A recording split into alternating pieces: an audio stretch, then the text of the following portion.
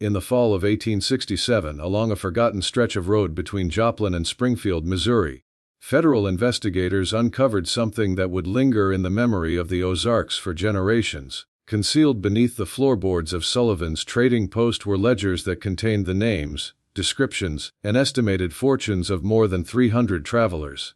Next to each name, written in neat Irish script, were notes that could send a chill down the spine of even the toughest lawman. Route taken, Devil's Backbone Trail. Expected return none. Gold recovered, tools 400. The last entry, made only 2 weeks before the discovery, simply read, H. Zimmerman, German prospector traveling alone. Estimated $8,000 in dust. Shea felt uneasy. Patrick muttered, "We finish this one, then we leave Missouri forever."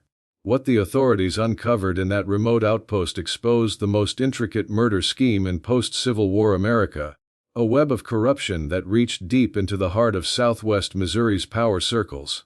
Before continuing with the tale of Patrick and Shea Sullivan, make sure you are subscribed to Liturgy of Fear for more dark historical mysteries, and share in the comments which state you're listening from. We always enjoy hearing from our audience across the country. The story of the Sullivan brothers begins not with their crimes, but with the very ground that allowed them to flourish. The wild, lawless Ozark Mountains of post-war Missouri, where federal presence was weak and local authority was whatever armed men declared it to be. The year 1867 found southwest Missouri in a state of fragile order. The Civil War had ended only 2 years earlier, but its scars ran deep through the Ozark Hills. Former Confederate guerrillas still prowled the thick forests, now turned into common thieves.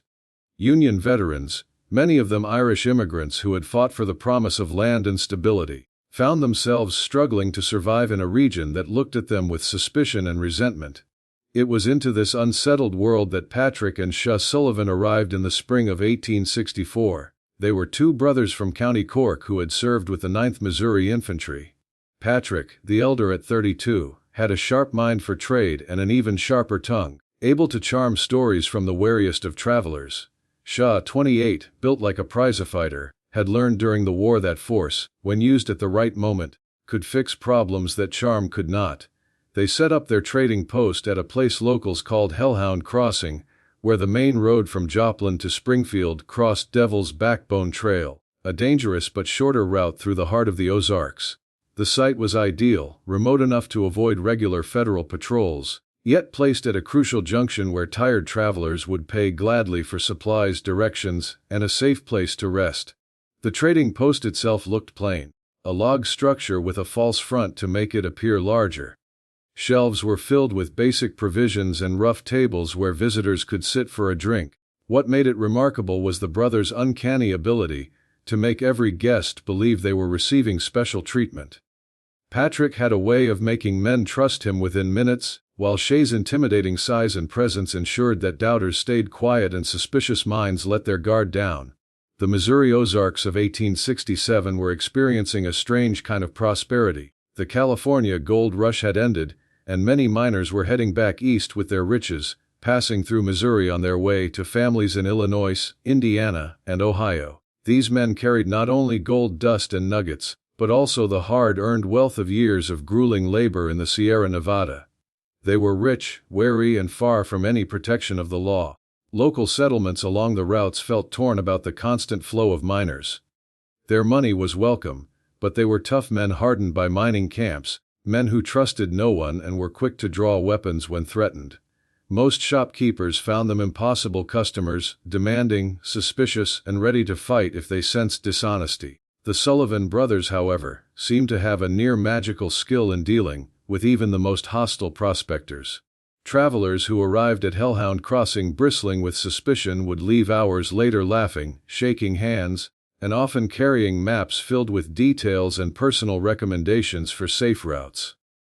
What neighbors did not realize was that the brothers had spent their first year in Missouri not building a business, but creating something far more dangerous. A network of information and influence that would turn their outpost into the center of the most profitable criminal operation the Ozarks had ever known. The first sign that something was terribly wrong came in October 1864, when Martha Hensley, wife of a local farmer, overheard a troubling conversation while delivering eggs to the Sullivan trading post. It was just past dusk on October 15 when Martha came up the back steps of the building, basket of eggs in hand.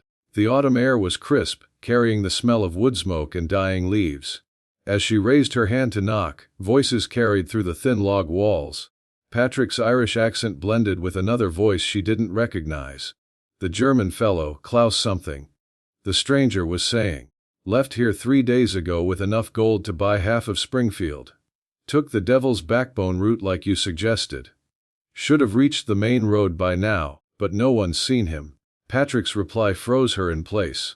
Well, that trail can be unforgiving, especially for a man traveling alone. Wild country. Anything could happen. Beasts, bandits, accidents. Who's to say? But the timing, the stranger pressed. It's too much of a pattern. Every time you send someone that way. Now hold on there. Sh's deeper voice cut in, the weight in his tone making Martha step back from the door. You questioning our judgment? Because if you are, maybe you'd like to share your doubts with Sheriff Dalton. I'm sure he'd be mighty interested. The silence that followed felt heavy with threat. When the stranger finally spoke again, his tone was subdued. No need for that. Just seems like a lot of misfortune on that trail lately. Bad luck follows some men like a faithful dog, Patrick said lightly. Now, about that payment we discussed. Martha slipped away into the dark without leaving her eggs, her heart pounding with what she had overheard.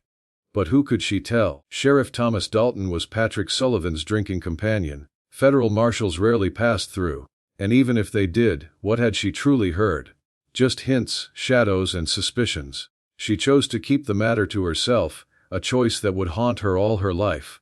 Within 2 weeks, 3 more prospectors vanished on the Devil's Backbone Trail, and the rumors that had been quietly spreading through the Ozark Hills swelled into near panic. The pattern repeated itself with frightening consistency. A prospector arrived at the Sullivan post, usually alone or with one companion.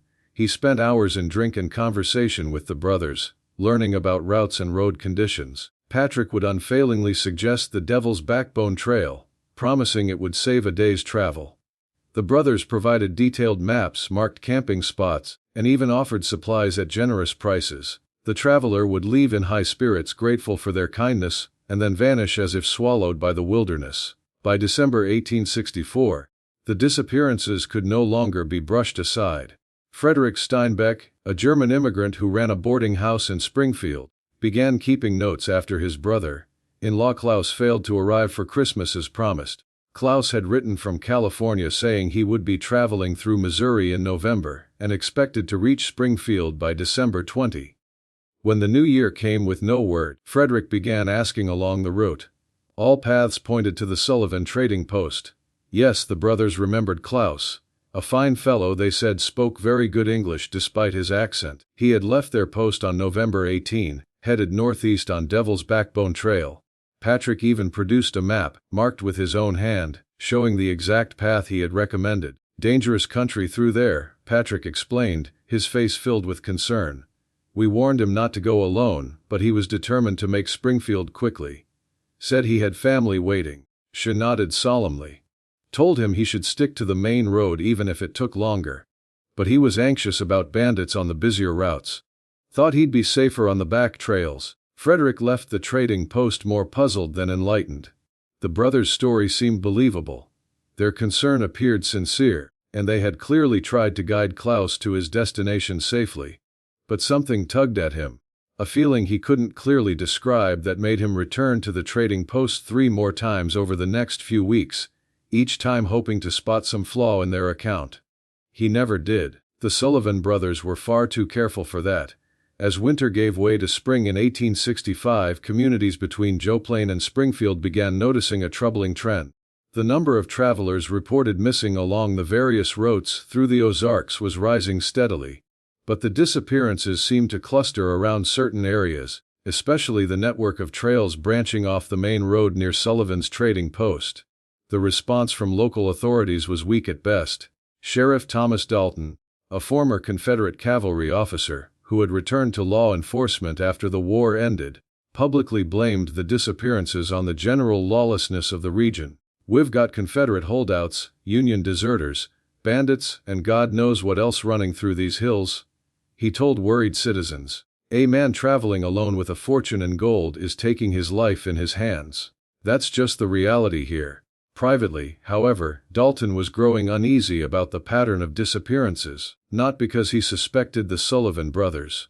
On the contrary, Patrick Sullivan had become one of his most dependable sources for information on criminal activity in the area. The Irishman had an uncanny ability to predict where trouble was likely to occur, often giving Dalton tips that led to arrests of real criminals.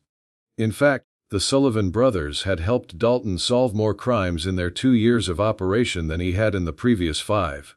They reported suspicious individuals, identified stolen goods being sold by dishonest traders, and even provided testimony that led to convictions of genuine bandits and murderers. This cooperation had earned them not just Dalton's trust, but his protection. When Frederick Steinbeck kept asking questions about his missing brother-in-law, it was Dalton who finally told him bluntly to stop bothering honest businessmen with his wild suspicions. The Sullivan brothers have done more to enforce law and order in this region than any other citizens I can name, Dalton told Frederick during a tense meeting in March 1865. They've helped me put real criminals behind bars. They've given information that saved lives, and they've never asked for anything except to run their legitimate business in peace.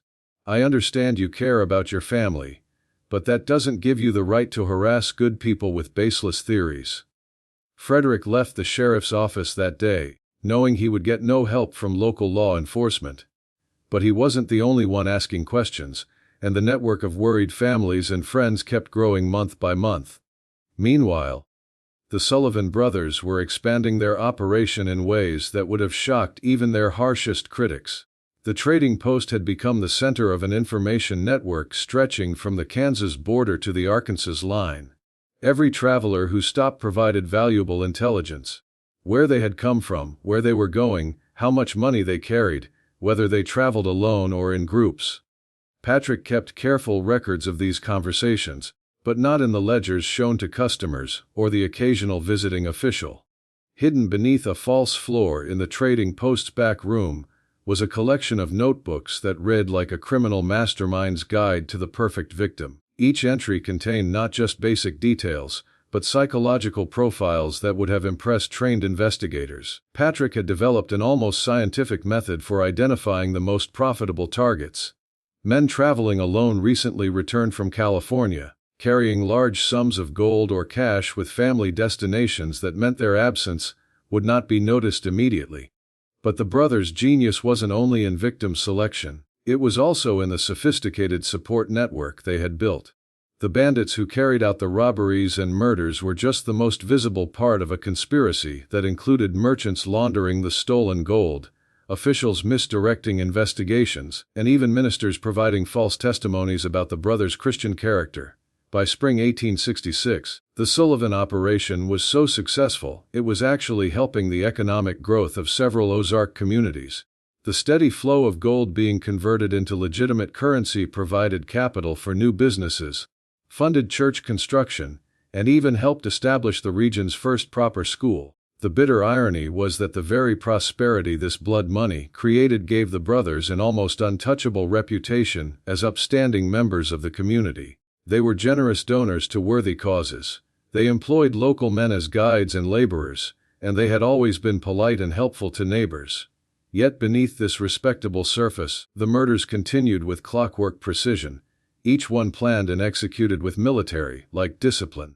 The investigation that eventually brought down the Sullivan network began not with law enforcement, but with a grieving mother determined to discover the truth about her son's disappearance. Elenina McGreedy was the widow of a Union officer killed at Shiloh, left to raise her only son Thomas on a small Illinois farm. When gold was discovered in California, 19-year-old Thomas had joined the westward migration against his mother's wishes, promising to return within 2 years with enough money to buy the farm next door and start his own family. Thomas kept his promise about returning, sending his mother a letter from San Francisco in March 1866 describing his plan to travel home through Missouri. He had done moderately well in the gold fields and was carrying around $3,000 in dust and nuggets, enough to buy the farm and livestock he had dreamed of. His letter was filled with excitement and gratitude for his mother's sacrifices. When Thomas failed to arrive by his promised date in May, Ilolanina at first assumed he had been delayed by weather or chosen a longer route. But as weeks turned to months with no news, she made a decision that would prove crucial in exposing the Sullivan conspiracy.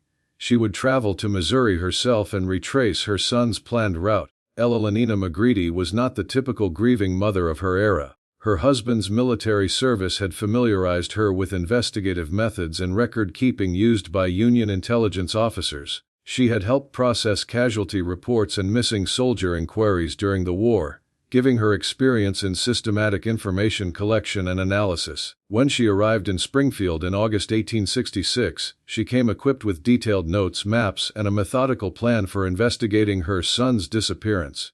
Unlike Frederick Steinbeck and other relatives who had appealed emotionally to local authorities, Ilolanina approached her investigation like a military operation. She began by visiting every establishment along the route Thomas would have taken, armed with his photograph and precise physical description. At each stop, she carefully recorded what she was told, noting inconsistencies and collecting information about other missing travelers. The pattern that emerged was both clear and troubling. Multiple establishments remembered Thomas McGreedy. He had been a polite, well-spoken young man, asking intelligent questions about road conditions and paying his bills promptly. But after leaving Sullivan's trading post on April 15, 1866, he simply vanished. When Ilolanina finally reached Sullivan's trading post in September, she was already certain this would be the last place anyone had seen her son alive. What she didn't expect was how thoroughly prepared the brothers were for her inquiries. Patrick Sullivan welcomed her warmly, expressing genuine sympathy for her loss and immediately presenting detailed records of her son's visit. According to his notes, Thomas had arrived on April 15, purchased supplies, and spent several hours discussing route options. Patrick had advised taking the main road to Springfield, he insisted, specifically cautioning Thomas about the risks of venturing through less traveled paths. "Your son was a fine young man, Mrs. McCready," Patrick said, his Irish accent thick with feeling. "Reminded me of my own younger brother back in County Cork. I tried to persuade him to wait for a larger group before traveling, but he was eager to get home. Said he had promises to keep to his dear mother." Shea produced a map showing the route they had recommended. The longer but safer main road that would have taken Thomas straight through Springfield. They even supplied the names of other travelers who had been at the trading post that day, and could verify their account. Eleanor left the meeting impressed by the brothers' clear concern and the detail in their records. Yet something unsettled her about the encounter, a vague unease she couldn't immediately name. It was not until she was halfway back to Springfield that she understood what had troubled her. Patrick Sullivan knew far too many intimate details about her son, things Thomas would never have shared with strangers. How had Patrick known Thomas was her only child? How had he known about the promises Thomas had made concerning the farm purchase? How had he known that Thomas was carrying exactly 3,000 in gold? A sum Eleanor had mentioned to no one during her inquiry. That night in her room at Springfield's Palmer House, Eleanor McCready made a choice that would alter everything. Instead of returning to Illinois with her questions unanswered, she decided to stay in Missouri and conduct the investigation that local authorities seemed unable, or unwilling, to pursue. She rented a small house on Springfield's outskirts and started what amounted to a one-woman intelligence operation.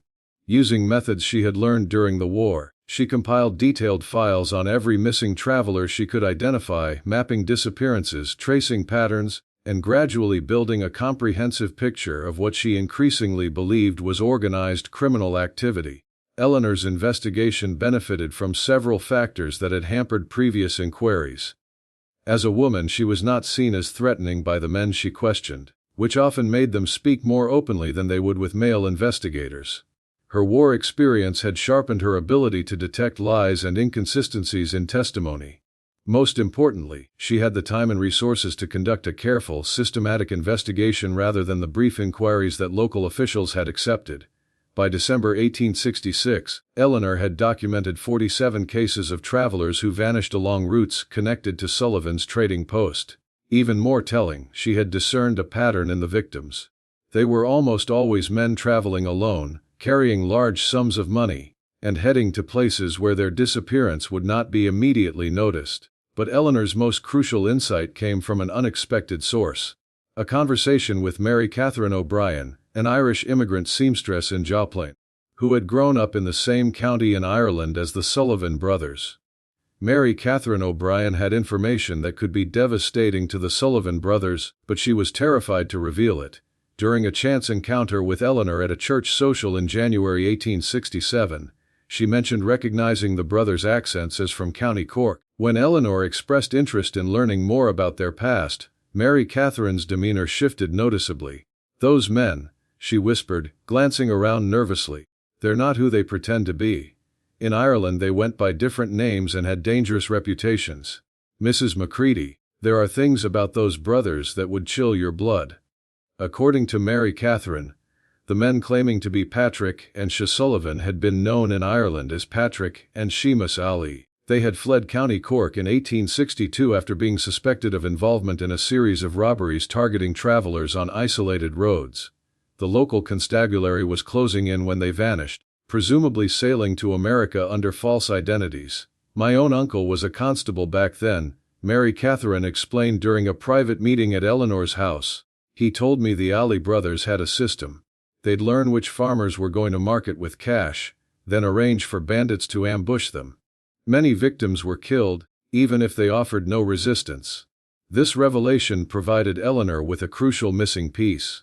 The Sullivan brothers were not opportunistic criminals who stumbled into murder. They were skilled killers who had fled Ireland specifically to escape prosecution for similar crimes. Their Missouri operation was essentially a refined version of the techniques they had perfected back home. But Mary Catherine's disclosure came at a terrible cost. Within 2 weeks of sharing her knowledge with Eleanor, she vanished from her Joplin boarding house. Her landlady reported that she had left suddenly during the night, taking only a small bag of belongings. No one in the Irish community knew where she had gone, and she was never seen again. Eleanor immediately understood that Mary Catherine's disappearance was linked to their conversation. The Sullivan brothers had somehow learned of what she had revealed, and had acted to silence her. This meant Eleanor's own investigation was no longer secret, and she was in significant danger. Yet instead of fleeing Missouri, Eleanor Macready made a decision demonstrating both courage and strategy. If local authorities were unable or unwilling to pursue the Sullivan brothers, she would gather evidence so overwhelming that they would have no choice but to act. She realized the key to building an unassailable case lay in following the money. Each murder orchestrated by the Sullivan network involved large sums of gold and cash. That stolen wealth had to be converted into usable currency, a process that would leave traces for a determined investigator to follow. Eleanor began spending her days in Springfield's financial district, visiting banks, currency exchanges, and gold dealers under the guise of conducting her own business. What she uncovered was a complex web of financial connections centered around Cornelius McBride, owner of Springfield's largest currency exchange. McBride was converting unusually large amounts of gold into paper money, amounts far larger than his modest mining operations could explain. Even more alarming, many of these conversions coincided with dates when travelers vanished near Sullivan's trading post. But Eleanor's inquiry into McBride revealed something worse. The currency exchange was only one link in a network including Springfield's prominent citizens. The stolen gold was systematically laundered through legitimate businesses, with profits shared among merchants, bankers, and city officials. This explained why local authorities had ignored the disappearances. The Sullivan brothers were not simply benefiting from corrupt officials' indifference. They were part of a conspiracy reaching into the highest levels of southwest Missouri's power. Just when we think we've seen it all, the horror in the Missouri Ozarks deepens. If this story chills you, share it with a friend who loves dark mysteries. Hit like to support the channel, and subscribe so you don't miss future episodes. Let's explore what unfolds next in Eleanor Macready's dangerous investigation. By February 1867, Eleanor had compiled a file documenting not just the murders, but the entire economic system that made them profitable. Her evidence included financial records, witness statements, and physical proof she had gathered during careful searches of disappearance sites. Yet she knew her evidence would be useless if presented to the wrong authorities. Local officials were either part of the conspiracy or too intimidated to act. She needed a federal law enforcement officer who could not be bribed, threatened, or influenced by local power, she decided to contact Captain James Hartford, a federal marshal based in St. Louis she had known during the war. Hartford had served with her husband's regiment and had a reputation for incorruptible integrity. More importantly, he held the authority to investigate crimes that crossed state lines and involved the murder of federal citizens. Elenina's letter to Hartford, sent in early March 1867, was a masterpiece of careful documentation. Instead of making wild accusations, she presented her evidence systematically, allowing Hartford to draw his own conclusions about the scope and nature of the conspiracy. She included copies of financial records, witness statements, and detailed maps showing the connection between disappearances and the routes recommended by Sullivan's trading post. Hartford's response was immediate and decisive. He planned to travel to Missouri personally to investigate Elenina's claims, but she had to take every precaution for her own safety until he arrived. The federal marshal understood, even from Elenina's carefully worded letter, that she had uncovered something far more dangerous than ordinary banditry. But the Sullivan brothers had their own sources inside federal law enforcement, and they learned of Hartford's planned investigation within days of his decision to travel to Missouri. The network that had protected them for 3 years was now mobilizing to eliminate the threats to their operation. Both the federal marshal and the determined widow who refused to abandon her search for the truth, Captain James Hartford, arrived in Springfield on March 15, 1867. Traveling under an assumed name and carrying minimal official paperwork to avoid alerting local authorities to his mission. His first meeting with Elenina McGreedy took place in the basement of a Lutheran church, whose pastor had agreed to provide a secure location for their discussion. What Elena shared during that 3-hour meeting exceeded even Hartford's expectations for the scale of the criminal conspiracy. Her carefully documented evidence revealed not just a series of murders, but a sophisticated criminal enterprise that had corrupted entire communities and generated profits rivaling legitimate businesses. Hartford was particularly struck by Elenina's findings about the financial network. "Mrs. McCready," he told her, studying her charts and records, "what you've uncovered here isn't just murder for profit. This is organized crime on a scale I have never seen before. These men have essentially created their own shadow economy built on blood money." But Hartford also recognized the danger Eleanor's investigation had created for both of them. The Sullivan brothers' network included people with connections to federal law enforcement, and news of his investigation was almost certainly spreading through channels that could compromise his safety. His solution was to move quickly and decisively, launching simultaneous raids on multiple locations before the conspiracy could organize its defenses. On the morning of March 18, 1867, federal agents descended on Sullivan's trading post, Cornelius McBride's currency exchange, and the homes of 6 suspected co-conspirators. What they found at Sullivan's trading post would haunt investigators for the rest of their careers. Hidden beneath the false floor that Eleanor had suspected, federal agents discovered not just ledgers documenting hundreds of victims, but physical evidence telling the story of systematic murder over 3 years. The hidden chamber contained personal belongings from dozens of victims' watches, jewelry, family photographs, and letters that painted heartbreaking pictures of men traveling home to loved ones they would never see again. Most disturbing were Patrick Sullivan's detailed notes, describing the psychological techniques he used to identify profitable victims and manipulate them into taking routes where they could be easily murdered. One particularly chilling entry, dated January 1866, described Thomas McCready in clinical terms: young Irish-American recently returned from California goldfields, carrying approximately 3,000 in dust and nuggets. Traveling alone to Illinois to purchase farm. Mother is widow. No other family members likely to investigate quickly if he fails to arrive. Recommended Devil's Backbone route with camping spot at Widow's Creek, informed S. Hartley and crew to expect him March 20th. Of the most damning evidence was Patrick's meticulous financial records, showing how the profits from each murder were distributed among the conspiracy's members. Sheriff Thomas Dalton received $200 from every victim's stolen wealth. Cornelius McBride took a 15% commission on all gold converted to currency. Even Springfield's mayor Robert Crenshaw received monthly payments exceeding his official salary. The raid on McBride's currency exchange revealed the sophisticated money laundering operation that had made the murders profitable.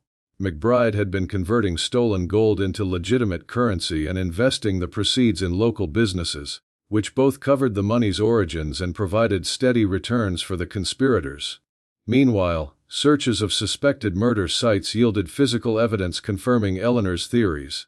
At Widow's Creek, where Thomas McGreedy had supposedly camped, federal agents found personal belongings buried in shallow graves, along with human remains showing clear evidence of violent death. The most shocking discovery came during the arrest of Sheriff Thomas Dalton. In his personal safe, investigators found detailed correspondence with Patrick Sullivan dating back to 1864, revealing that Dalton had not merely accepted bribes to ignore the murders, he had actively participated in planning them. One letter from Sullivan to Dalton dated September 1866. The McCready woman continues asking questions.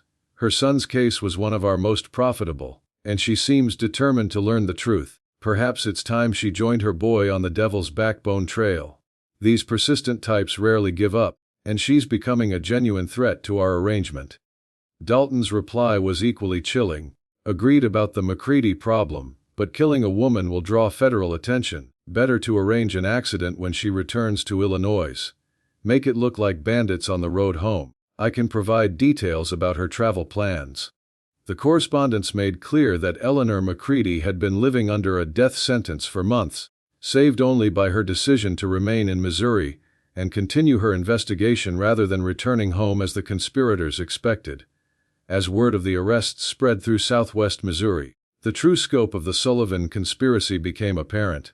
The network included not just obvious participants like Dalton and McBride, but dozens of seemingly respectable citizens who had profited from blood money, merchants selling goods purchased with stolen gold, bankers providing loans secured by laundered currency, and officials receiving bribes to misdirect investigations. The economic impact of the conspiracy's collapse was immediate and severe. Several Springfield businesses failed when their connections to stolen money were exposed. The city's currency exchange closed permanently, leaving legitimate customers scrambling to recover savings.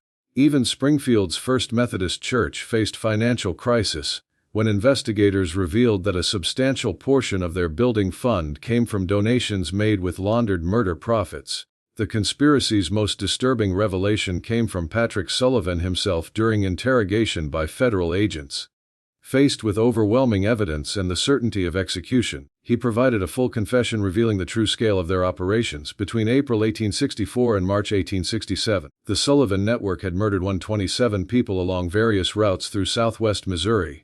The victims carried a combined total of over $400,000 in gold and currency, an enormous sum for the time.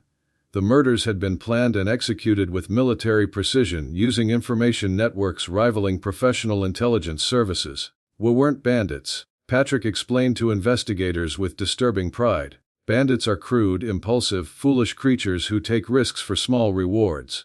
We were businessmen who understood that information is more valuable than weapons, and that careful planning eliminates most risks while maximizing profits. Shea Sullivan's confession was less detailed but equally chilling. He described the actual murders with the detached professionalism of a soldier discussing combat. Most victims were killed quickly and efficiently by conspiracy members skilled in violence, unknown to the victims. The murders were designed to look like bandit attacks or accidents, with bodies disposed of to make discovery unlikely. But the brothers' confessions also revealed something that terrified investigators. The Sullivan Network was not alone. They had been in contact with similar operations in other states, sharing methods and occasionally coordinating activities.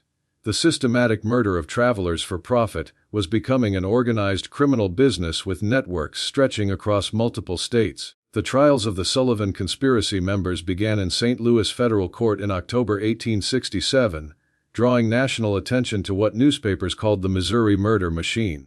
The evidence presented by Eleanor McCready and federal investigators revealed a level of criminal sophistication that shocked even the most experienced lawmen. Patrick and Shea Sullivan were convicted on 127 counts of murder and executed by hanging on February 14, 1868. Their executions drew crowds of over 3,000 people, many of them family members of victims who had traveled from across the country to witness justice being served.